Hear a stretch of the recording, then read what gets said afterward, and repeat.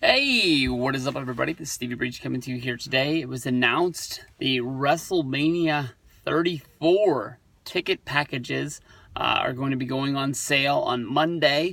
They gave out all of the information. It seems that they're going to be doing the same gimmick of including SmackDown in the city of New Orleans, much like they did last year with Orlando. I can tell you that honestly, I've already received a few tweets from a few different people basically saying that the prices have they've gotten higher in the last year. Some people were thinking that because they were not in Orlando with I don't really want to say there was a lack of hotels to stay at there, but New Orleans not being the highest destination city in the world, that prices might go down. It seems that some people are saying they went a little higher. I can tell you that I haven't bought a WrestleMania ticket package since WrestleMania 32. And with that, we sat on the risers. So I believe we got the gold package in Dallas to stay for 4 nights. And when I look at the prices for a 4-night stay with the gold package, it was right where I was pretty sure we paid. I think we paid like $1,800 for the package. I will always defend the package of it is the easiest way to go. You do not have to worry about pre-sale after pre-sale after pre-sale. You don't have to worry about tickets drying up like they did. I think that was in San Jose where we weren't able to get Monday Night Raw tickets and we had to go on to StubHub, which was just weird to begin with. We go to the pre-sale for Monday Night Raw tickets. We're not able to get 4 tickets in a row, but basically an hour after the tickets have gone on regular sale, we already found 4 of them on StubHub. We did pay like $20 extra over what the normal price was, but just to be able to know that we had them, it was worth it. Some people already have their stuff already all booked up with WrestleCon, and I think that if you do like the WrestleCon hotel package, you'll get a pretty good rate on it.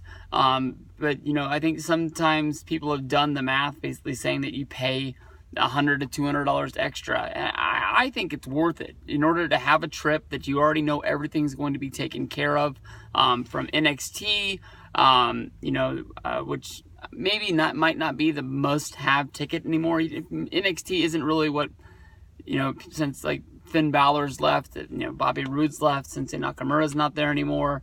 It's not like the must-see television. It's not like the must-have ticket anymore.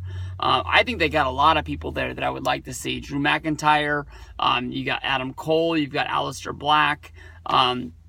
They got a pretty good roster there, but I can't preach to the choir about how NXT is the best in the world when I can honestly say that I haven't watched it. But I keep telling myself I'm going to go in and I'm going to sit down and I'm going to watch this block of NXT taping so that way I'm ready for War Games because I want it to make sense, this whole deal that's going to be going down with this triple threat match. I think that WrestleMania is for the biggest wrestling fan in the world. If you've never been, you will love it. It is the same thing that, for the people who travel, they just had a big Comic-Con up in New York. They always have the big one in San Diego. For people who like to travel to those events and get to go to see everything that's going on there, for a wrestling fan, this is our Comic-Con. I mean, from everything you go to, whether if it's WrestleMania Access, whether if it's, just random independent wrestling shows to WrestleMania, Monday Night Raw, SmackDown, anything that you go to, it is going to be wall-to-wall packed full of wrestling fans. If you go to WrestleMania and you feel like you didn't make any friends while you were on that trip, you're living life wrong. Because you can honestly be waiting in a line to get into an arena or an event or anything like that, and you're shoulder to shoulders with anyone in the world that you can openly have a conversation about anything in wrestling and talk their ear off while you're waiting to get in there. Maybe that might not be the best person to talk to on your left, but you probably turn to the right, you can probably talk to it. I've already came out and I made the video. I told everybody that I'm not going to WrestleMania yet again this year. Maybe a 2-year drought. I just feel like I'm not in love with the product, but although right now, if I had $2,000 in my pocket right now, I'd probably be whipping it out because that Finn Balor versus AJ Styles match was pretty freaking sweet. And New Orleans was the best city that we ever went to WrestleMania in. Besides for Ring of Honor being a hop, skip, and a jump away, everything was within walking distance, from the Jim Ross show to WrestleCon, WrestleMania Access, the Hall of Fame, Monday Night Raw, right there at the Smoothie King Arena. You know, everything was, we walked to WrestleMania. We walked home from WrestleMania. And we've never been able to do that before. We rode the train to WrestleMania 31 at Levi's Stadium. But that's probably the easiest way that we've ever gotten to Mania before. It worked out pretty nice. So if you guys are getting your packages, I honestly looked at the prices.